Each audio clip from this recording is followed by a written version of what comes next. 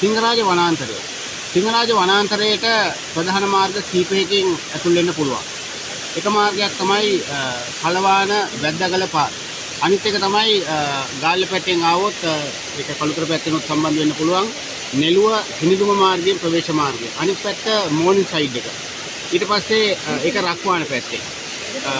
ඊට පස්සේ දෙනියාය පල්ලේගම මාර්ගයෙන්ුත් සිංහරාජ වනාන්තරයට ප්‍රවේශ වෙන්න පුළුවන්. ඉතින් සිංහරාජ වනාන්තරය ගත්තාම භූ විෂමතා ලක්ෂණ පෙන්වුම් කරනවා. ඒ කියන්නේ හඳු මුදුන් කීපයකුත් මේකේ අපිට දැක ගන්න පුළුවන්.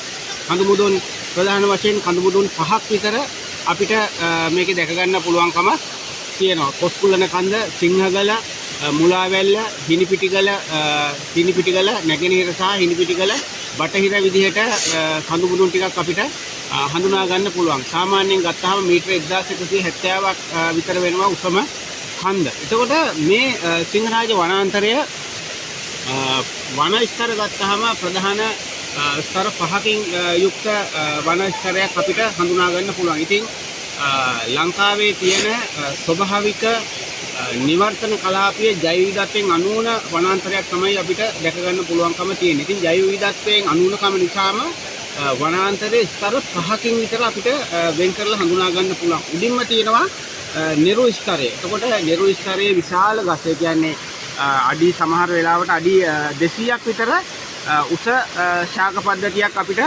දැක ගන්න පුළුවන්. ඉතින් මේ නිරු ස්තරයේ අපිට දෙරණ ශාක, හොර ශාක, බූ හොර වැනි ශාක වලින් සමන්විතයි. ඊළඟට තියෙනවා වියන් ස්තරය. බෙරළිය, ඇටඹ, බටුනා වගේ දේවල් තමයි මේ වියන ස්තරයේ අපිට දැක ගන්න පුළුවන් වෙන්නේ. ඊට පස්සේ තියෙනවා උපවියන ස්තරය. ඒ කියන්නේ වියන ස්තරයට ටිකක් පහළින් තමයි උපවියන ස්තරය අපිට දැක ගන්න පුළුවන් වෙන්නේ. ඒකේ තියෙනවා කිතුල් ගස්, ඊට පස්සේ උබ්බේරිය, හැඩවක, මලබොඩ වගේ ශාක අපිට ඒකේ හඳුනා ගන්න පුළුවන්. ඊට පස්සේ තියෙනවා යටි වියන ස්තරය. ඉතින් මඩොල් ශාක, අතු කැටිය වැනි ශාක වලින් ඒක අපිට පෝෂණය වෙනවා. ඊළඟට තියෙන්නේ බිම් ස්තරය. ඒකේ මීවන වගේ ශාක අපිට හඳුනා ගන්න පුළුවන්. මේකේ විශේෂම ලක්ෂණය තමයි සිංහරාජ වනාන්තරයේ උදේට આવොත් අපිට බලා ගන්න පුළුවන් ආහාර රටාවක් මේකේ ක්‍රියාත්මක වෙනවා.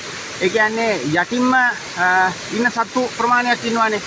වල්ලූරා ඉන්නවා. ඊට පස්සේ හබන් කුකුලා ඉන්නවා. වලි කුකුලා ඉන්නවා. එතකොට මෙන්න මේ සත්තු Tamanගේ ආහාර සොයා ගන්නවා පොළොව හාරලා. එතකොට පොළොවේ ඉන්න කුරුමිනියෝ, පණුව වර්ග මේ අය ආහාරයට ගන්න. එතකොට අර පොළොව ඇවිස්සෙනකොට පොළොවේ ඉන්න පියාඹන්න පුළුවන් කෘමි වර්ග උඩට පියාඹනවා. ඉතින් මේ උඩට පියාඹනකොට උඩ කියන්නේ වියන ස්තරයේ සහ උපවියන ස්තරයේ ඉන්න සත්තු කොටස් මේ පියාඹන කෘමි සත්තුන් ආහාරයට ගන්නවා. ඉතින් මේක ලංකාවේ විශේෂ කියන්නේ ආහාර රටාව හඳුනා ගන්න අධ්‍යයනය කරන අයට විශේෂ අවස්ථාවක් හැටියට අපිට සඳහන් කරන්න පුළුවන්. ඒ වගේම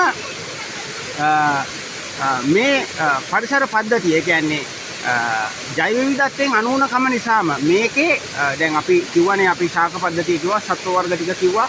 ඊට පස්සේ මේ ශාකවල තියෙන ඖෂධීය ගුණාංගය එක වතාවක් අපිට දැනගන්න ලැබුණා 1995 විතර ඇමරිකාව සෙනෙට් සභාව යෝජනාවක් පවා සම්මත කරා ලංකාවේ ණය කපා හරින්න මේ සිංහරාජ වනාන්තරය ඔවුන්ට දෙනවන හිලව්වක් ලෙස. ඒ කියන්නේ මේ වනාන්තරය තවමත් පර්යේෂණය කළා අවසන් නැති පර්යේෂණාගාරයක්.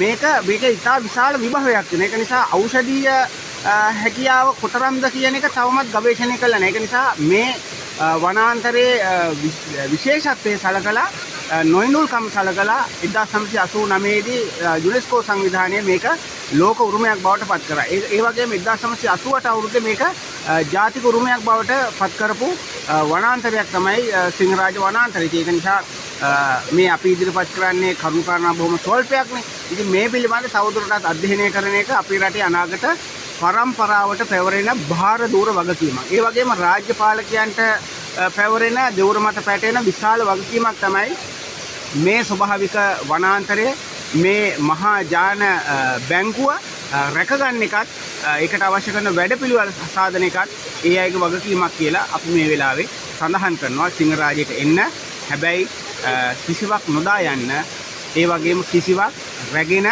නොයන්න. මතකයේ පමණක්, ඡායාරූපයක් පමණක් රැගෙන යන්න.